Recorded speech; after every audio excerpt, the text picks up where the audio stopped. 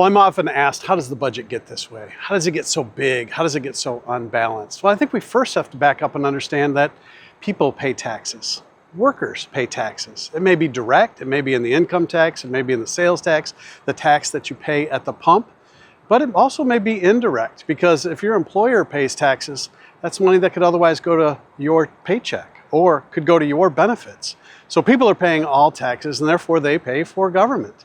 And it's natural, people quite often want their politician to go to Lansing or go to Washington, D.C. and fight pork, but then they want them to bring home the bacon.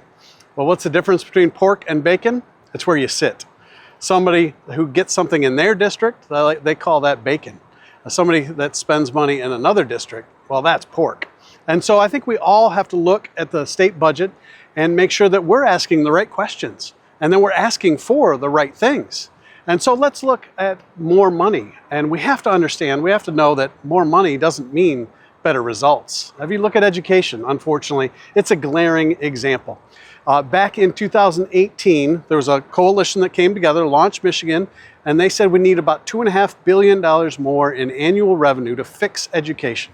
Well, since then, we've got $7 billion more per year going to K-12 education. Now, what about inflation? Well, if I adjust that to inflation, it's still the equivalent of $3 billion more per year than it was in 2018. But sadly, it hasn't fixed our education. It's only gotten worse.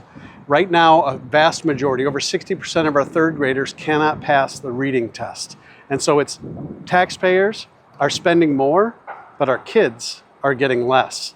And so as the state looks to balance its budget, if you're calling your legislator, make sure that you understand you're talking about your tax dollars. If you're calling your legislator, instead of asking them to spend more, ask them to do it right.